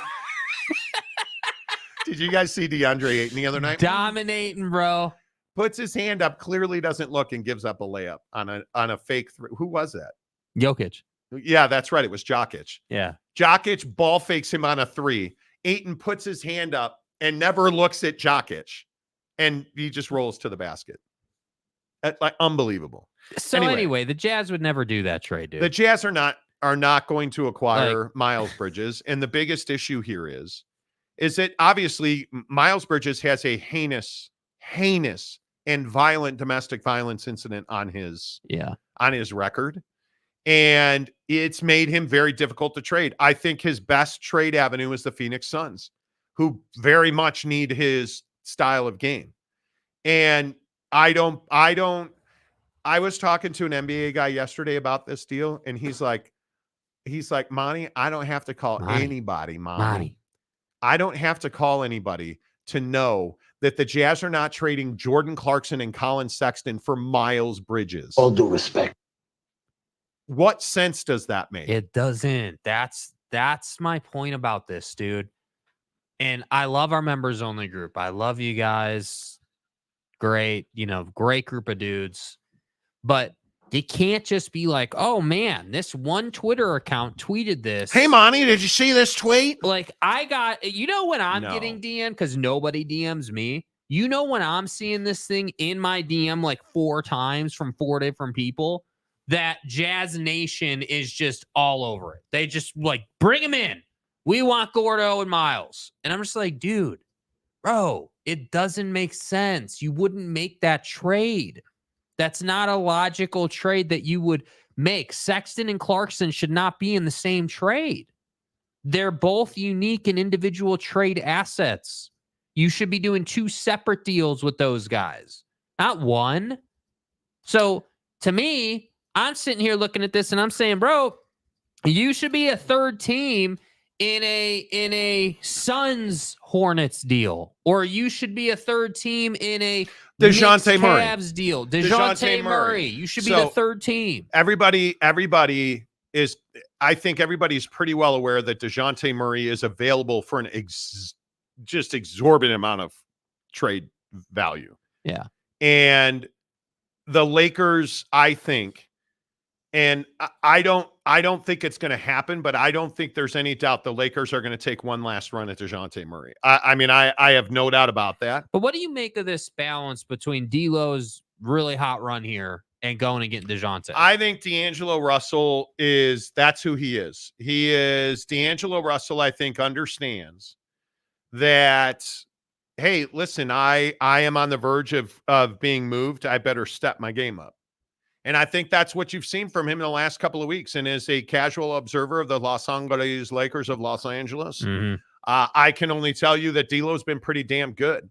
And he has kept them intrigued enough that the question is being asked, hey, are these Lakers good enough? And the answer is no, absolutely not. They are not good enough. And with LeBron and Anthony Davis, and I think Austin Reeves taking a step back this year because Anthony Davis has taken a step forward. I think one of the amazing transformations in this league is the fact that Austin Reeves, in do tell, rumors would tell you that Austin Reeves and LeBron James have spent a significant amount of one-on-one time working on Austin Reeves's defense. And I think you're starting to see the fruits of that labor the last 10 days. I also think that Austin Reeves has also learned the hard way that when you're Jordan Clarkson and they put you in the starting lineup, you turn into a turnover machine. Right. And Austin Reeves is that same guy now who's being asked to, hey, D'Lo wasn't good enough. Let's make Austin Reeves a point guard. And what did he do? He fell backward defensively, certainly, three-point shooting, certainly, and he turned the ball over a lot. Yeah. So why was that? Was that a product of Austin Reeves? Well, I think you asked him to do too much, and I think D'Angelo Russell wasn't giving you enough. Well, now D'Lo stepped up, and what's happened? All of a sudden, Austin Reeves is giving you more. Yeah. But I think the biggest issue with DeJounte Murray is that's going to cost you Austin Reeves. And I think that no matter what, if you trade for DeJounte Murray, that's not going to keep LeBron James in LA. And I think the toughest part is the second unit for the Lakers just isn't good enough. I look at all these different starting lineup combinations and really not even the starting lineup, the lineups they run when, so if Bron and AD are both playing, the lineup the Lakers run when one of those two is sitting is the one that kills them. So if it's AD and everybody else or LeBron and everybody else, that's the one that kills them. And I think Taurean Prince has been very good. He has been in a bench role. Christian Wood has been a complete waste because I don't think they know how to use him.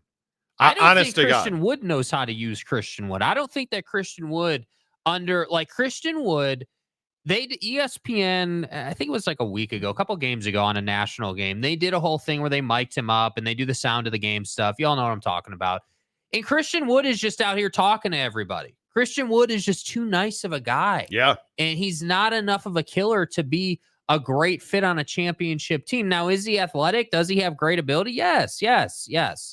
But he could be so much better if he was just a little meaner. And I think that's the trouble with Christian Wood is that the guy is just too nice. So you wind up getting a player that'll give you 7 to 10 points on a great night and a couple of boards, but he'll also be the guy that doesn't crack the score sheet because he's just running up and down trying to play defense. And that's my problem with this roster. It's not an AD LeBron issue per se. It is hey, you're the seventh, eighth guy on the bench that comes in and plays those 15 to 20 minutes is not good enough for this team to have success because LeBron cannot play 40 minutes a night. Yeah, but I also think that the Lakers are going to make a deal.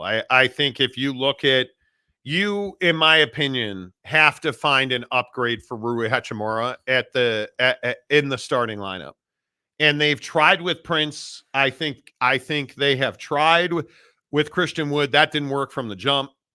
And I think you just don't have a better option right now. He's a bench player. He is not a starter. And I think the Jared Vanderbilt injury really hurts them. Yeah, it does. So I think they know they have to go out and make a deal. I think you're looking at a situation where I also think that game last night really showcased Miles Bridges' desire not to be in Charlotte anymore because I think he actually played really well. 16 of 26 and 41 points. When you go 5 of 10 from 3 is actually very good. And I just don't know what you do if you're Charlotte because you're going to trade PJ Washington. I don't think there's any doubt about that. You already traded Rozier. I really don't know that anybody on that roster outside of LaMelo and Miller are untouchable. Yeah, and like a guy like PJ Washington, not a household name, not someone that every casual NBA fans know about. Really good defender, really good 3-point shooter, can make some plays off the dribble once in a while. Like that's a guy where I look at that and I say, okay, yeah, I love what Taurean Prince is doing for the Lakers. Love the 3-ball. Love the fact that LeBron and him have good chemistry. Seemingly is always open in the corner. But like a guy like PJ Washington, to me, has value if you're the Lakers. Now, he's not going to give you another 25 a night, but you need to play defense because, again, I look at this Lakers team, that Knicks game over the weekend, the defense they played, that's the type of commitment you have to have every night if you're going to win with this current roster. And I'm telling you, It's not sustainable long term for LeBron James to have to play that type of defense. And there has been some thought that Klay Thompson ends up on the Lakers. Do you try to make that move if you're Golden State? Because he's been benched the last 2 games in the fourth quarter. Klay needs a change of scenery. Yeah, he does. There's no fresh. Him and Andrew Wiggins, they need to dramatically overhaul that roster. Mm-hmm. If I'm the Lakers, and I know that they have called Golden State on Klay Thompson, I would be trying to make that move. Yeah, I think for Klay, that would be a good move. I think for the Lakers, it would certainly be a good move. I think, obviously post ACL and Achilles, Klay hasn't been the same defender, but that doesn't mean he's a bad defender. He's just not what he was before that. And nobody ever is. But I think Klay Thompson is in one of these phases in his career where he's legitimately shooting air ball floaters and just bricking it from 3. It's mental. Yeah, it it's is all mental. And so that's my point. Like, the guy hasn't forgotten how to shoot a basketball, dude. Like, the guy just needs a fresh scenery, reinvigorate the guy. And if you can do that, yeah, I would go and do that. I would rather have Klay Thompson than Taurean Prince. I'd rather have Klay Thompson than, whoever you'd want to move. I mean, the question, I guess, would be Klay Thompson or Austin Reeves. And right now, Austin Reeves is probably playing better basketball, but Thompson's much more of a championship fit. Well, I think the question is, can you run 3 shooting forwards? Because I also think that's an issue. Like, I look at Dylan Brooks. Somebody's going to get Dylan Brooks. Mm-hmm. And if Houston's at this interesting little spot where I'm not sure that Houston today wants to make the playoffs.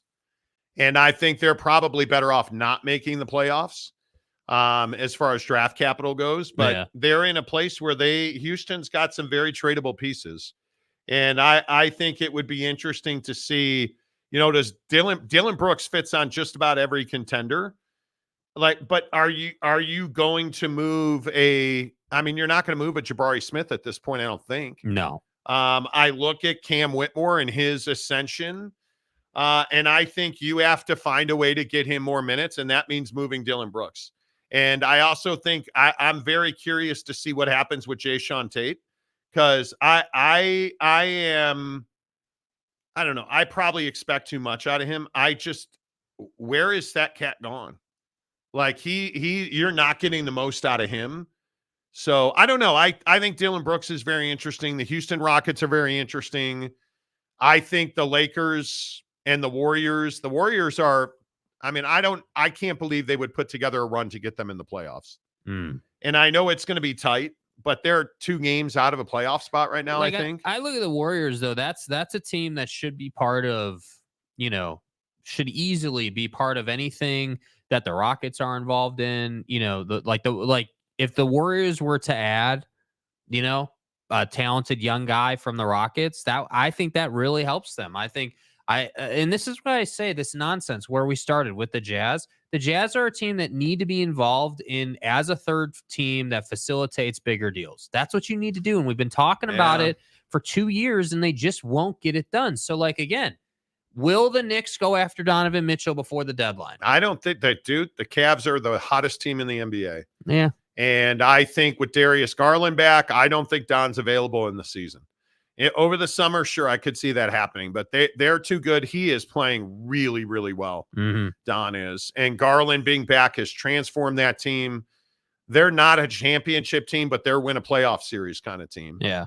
And I that's a team that's got to add a spark. That's a Jordan Clarkson spot. Yeah. I'm telling you. And one of the things that I think is so interesting about this, Jordan Clarkson's going to the Hornets. He's not.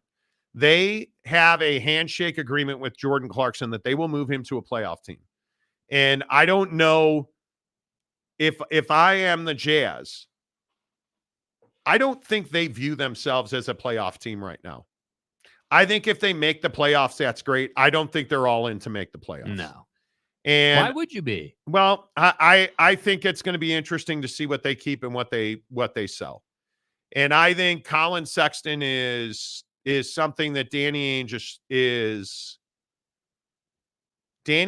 is very unemotional about these decisions. And I think if Danny can make a deal, he will make a deal to move Collin Sexton. I don't think it's your first choice, but this team does not defend.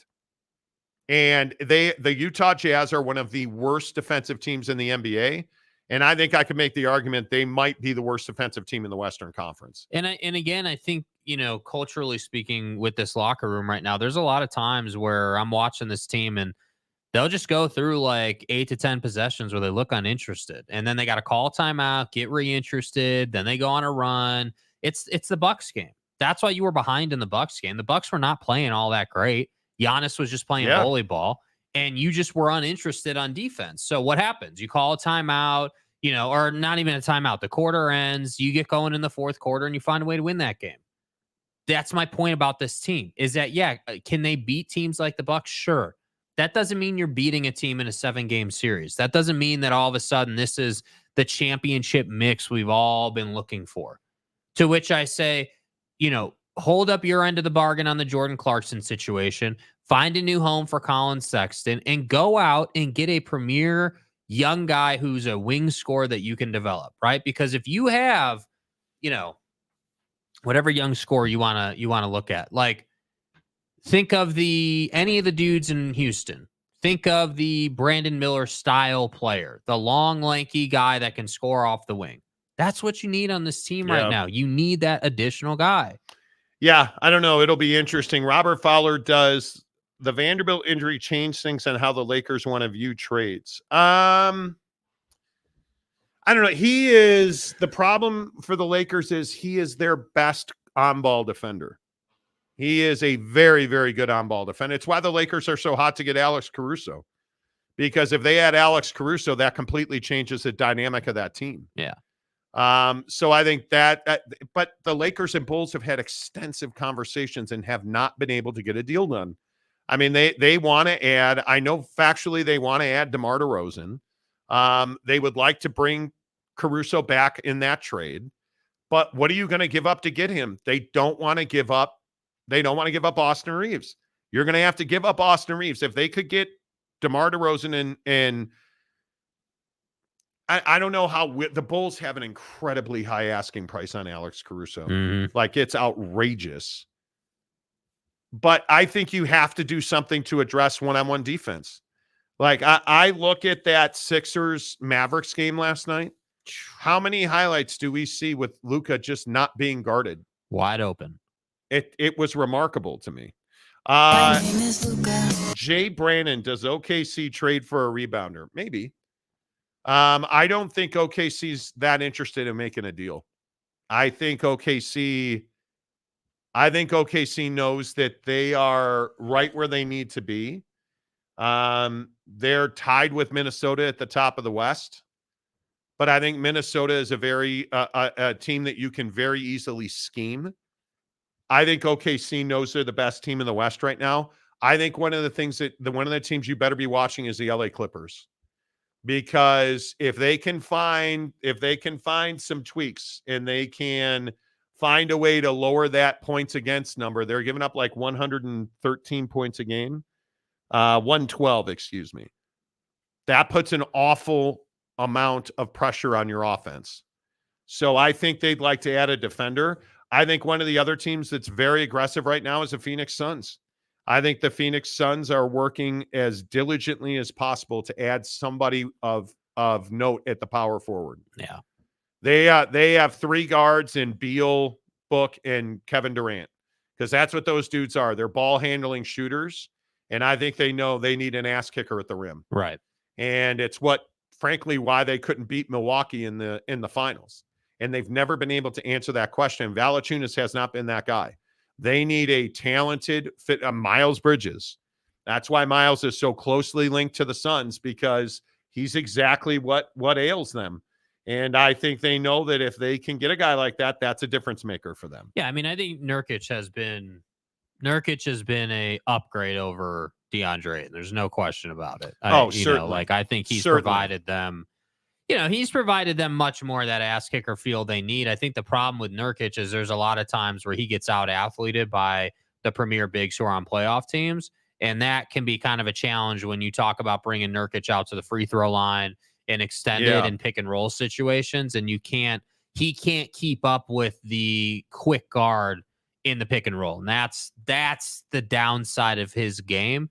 but it's a trade-off. Hey, you're not going to come into the paint and get a free pass because Nurk is there. But if you can shoot the three, that's available to you. Yep. Brandon Butler.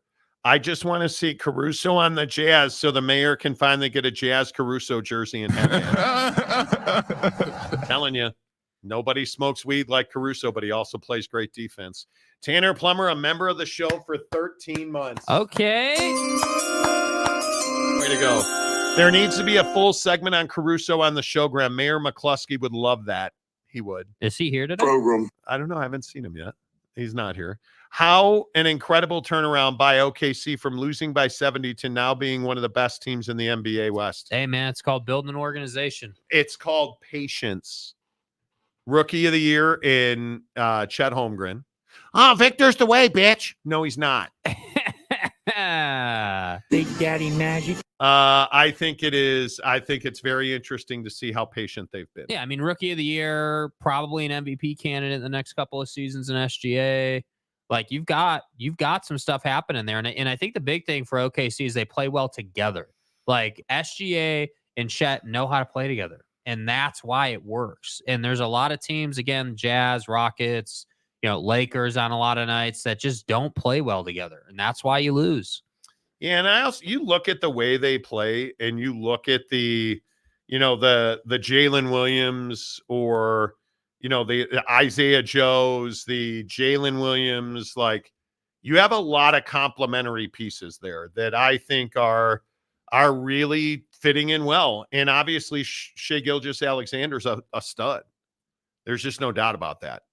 All right, real quick on some NFL before we get to $18 value meals.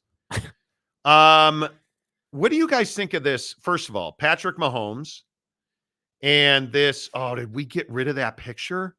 You chicken and a biscuit. I wanted to show Patrick Mahomes half naked. Uh-huh. How dare you? Did you guys see shirtless Patrick Mahomes? Am I the only one that thinks that was so awkward? Mm-hmm. And maybe it's interesting that he is shirtless because he does look like Taylor Swift naked. Like he is dad bod god. It's not ideal. But to his credit, all the great ones are, man. They're all, they're like Brady, Eli Manning, Peyton Manning, hell, Phillip Rivers, like Ben Roethlisberger, certainly. All the great quarterbacks are not like these shredded, muscle-bound, dudes. They are athletic. They are pliable, flexible, and that's why he's great because he can do a lot of different things. Okay, here's a good picture of Patrick Mahomes. Look at Patrick. I said, look at Patrick. Well, or maybe Brittany would be looking different right there. Shy. And then there is this version of Patrick Mahomes, which is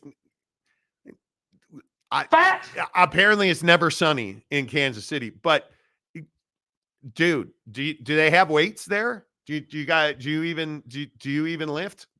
Tanned Patrick Mahomes? Do you even lift? Not so much. What do you bench? Obviously not. Well, if you look like me, that's not good. Are people Myron? That's good. But I mean, look at Patrick. That's not good. Yeah. That's so awkward. Yeah. But hey, man, he gets the job done. And I don't think he's fat in all seriousness. He's not. I think that people expect every football player to be a 6'4", 250-pound linebacker, and that's not how it works at quarterback. And then there's this question. Is Patrick Mahomes already better than Tom Brady? No. I hate when we do this as sports fans. But I think this particular instance is justified because of how often Mahomes has been in the Super Bowl. I do think it's a fair question. Tom Brady is an undisputed GOAT in the NFL. And Patrick Mahomes is the only dude in the league who has even a chance of running Tom Brady down. If he wins this Super Bowl, he has a chance. The problem is what's going to happen when You have the year where you don't even have Kadarius Toney level wide receivers, when you don't have Travis Kelce at tight end, right? Like, what's going to happen when the roster goes through changes and Patty has to continue to do more and more and more to win? That's the thing. Yeah. Yeah. Boyd Lake, quarterbacks are rarely ripped. Yeah. I agree. Tanner Plummer, if Patty balls out, well, but no, he was wearing, what do you mean? He was wearing shorts. That's weird, Tanner. That's a weird comment, and I don't understand. Okay, you didn't read his whole comment. Oh, my bad. Hey, if Patty balls out, that's all that matters. Yeah, why are you package scoping, dude? Yeah, that's weird. Like, what are we doing, dude? That's weird. Dakota Tubbs. Pat's a dad. That body wasn't given, it was earned. Okay, well, I mean, that's very true. The Christie, stupid, sexy Flanders. I mean, Patrick. Exactly.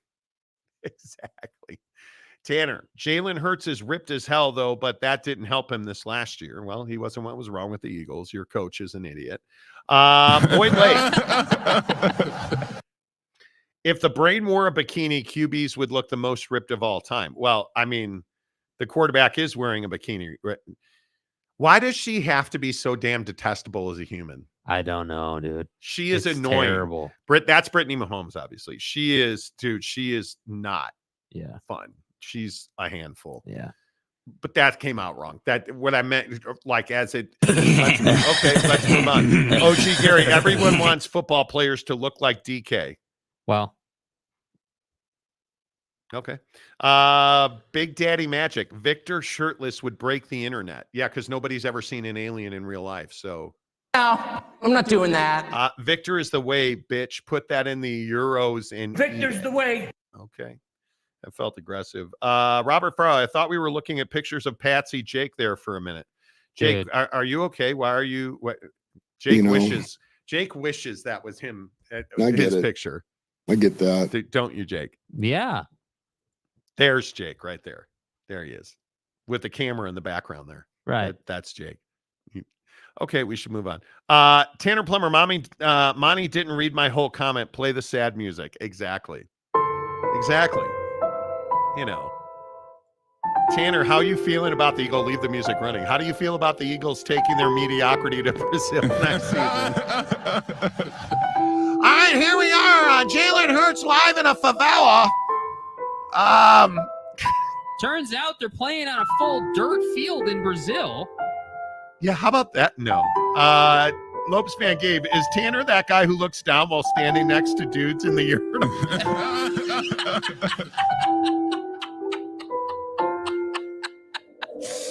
Oh my God, dude, that's incredible, Gabe. I stood next to Jalen Hurts in a bathroom once. I mean, you ever seen a dude unwrap the thigh? It's amazing. Yes, you did. Yes, you did. Hey, Jalen, how you doing up there? Eyes up here, sir. How you doing down there, Jalen? Looking pretty good, dude.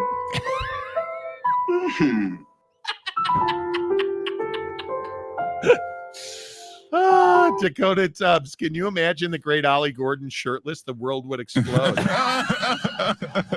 Oh my God! If you're, dude, how's James doing? I don't know. Hi, this is James. Welcome back. Yay! Did you guys? No, we're not textually engaged anymore. He broke up with you. No, I broke up with him. What do you mean? You fucking blocked James on your. You blocked James? Yeah, he can DM me, but he ain't texting me, bro. You blocked James. Yeah. Suckmyass.com. I'm not. What is this? We don't get special privileges. You blocked. I don't. You blocked Ollie Gordon's agent. Yeah, I don't need somebody, texting me like that. Why did you block him? Because he can DM me. There are barriers to this game. You see, I don't understand your dating habits. Vexes me. How can you tell someone you love them? Terribly vexed. And then turn around and block them? A motherfucking like seriously. It is what it is.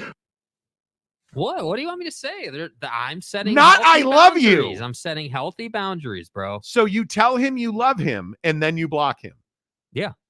That's weird. Sometimes I think I just say shit. That's weird. It's not weird. Yes, it's no, not. It's not. Yeah, not really. I didn't seriously say that. Yes, you did. Oh, I know that the words came out of my mouth. I didn't literally mean that I love James, dude. Jesus. God, does Jake understand that when you say words, people think they're meaningful? Have to do with the other. So when you tell your girlfriend you love her, oh, honey, That's my girlfriend. Yeah, that's So- my girlfriend. And it's very powerful. That's you don't love, I do. but you don't love her because you don't mean it when you say you. No. So no, you're the guy that's who not says what I love said, you. Dude. You're the guy who says I love you just to placate her. No, then that's you not get what true. you need and go to sleep. No. You fucking donkey. Isn't that what That's you? not, that's not Isn't it, that what you dude. said you did here to James? Well, I said I love you. James is not my girlfriend, bro. I said he's my patsy, not my girlfriend. I said I love you. Okay, an account on Twitter Yeah. named Pansy Malosi just started following me right now. Pansy Malosi. Okay. Bro, look at this account. Look at what it says. Nancy Pelosi's fake titties. Okay. What am I supposed to do with that, dude? I can't believe you blocked him after you fell in love with him. I Wow. didn't fall in love with him, dude. All due respect. So, okay. Lopes fan Gabe, J2H broke up with James over text message. He did again. Yeah. For the second, did you tell her that you loved her? Well, before she ripped all the shit off the wall in her condo, I did. But I doubt that. things change. Your dating history. Can we spend one show just doing Jake's dating history? Well, and then now that's just not the way to go here, Karen. Look, Patricia was a nice gal, but you know, He broke up with you over text message? you did. OG Gary, Jake tells me he loves me all the time. I never made much of it. You are fake. Dakota Tubbs, Jake broke up with James over text, defiling our national parks with his Subaru and Seminole fluid. I'm going to do that. Yeah. And donuts. Did Jake send James to the air? I don't know what that means. Well, every stadium James visits, he takes a quiet moment to contemplate what could have been with J2H. I could have been eating this triple bacon hot dog with Jakey Two Holes right here next to me. Oh, God, Jake, it hurts. No. Oh, it hurts so much, Jakey. That's what she said. Oh, my God. Okay. Airport. We have to get to non-sports, bro. We're running out of time here. Come on. Did Jake send James to the airport? No. A la Tiger Woods. Jake's dating history is like my fandom. It is. Taking the dog on the airplane is a must on Jake's dating Damn it, history. giggity. So Jake and this one particular person buy a dog that we specifically told you guys, oh man, you guys shouldn't do that, man. Okay, so we buy a dog that is massive. I love that dog. That shit's larger than Jake himself. Then you get it no training. That's not true. We got it. While I was there, we were getting it trained. No, I'm telling you, we were. So you trained it to go on an airplane. Yeah, it was in training. So Absolutely. then why did the dog go on the plane and promptly burn a deuce? Because when that happened, a certain individual, not myself, stopped the training. Oh, she was so heartbroken because this is a girl you broke up with over text. She kept the dog. Okay, maybe. And then the dog, like somebody tried to house sit with that dog, and the dog almost attacked the house sitter. How about that? And it is like a Yeah, big it's a dog. 70-pound Roddy mix. Yeah. Oh, just a 70-pound Rottweiler. Yeah. Attacked a house sitter and then took a shat on an airplane. It's really despicable. I mean, it's ridiculous. Yeah, dude. Things happen, bro. Someone needs to check on James. He's got a broken heart. I agree. J2H is the George Costanza of the dating world. You are. You truly are. Uh-huh. It's, it's fine. All right, real quick. Is fast food too expensive? Now, you guys know that we eat at Del Awesome about once a week. Right.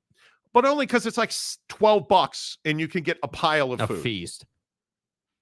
Why did I go to Del Awesome? Because I no longer eat at Taco Bell because, well, it's terrible for you. And it's like $70. Yeah. Which brings me to Darien, Connecticut. Hello.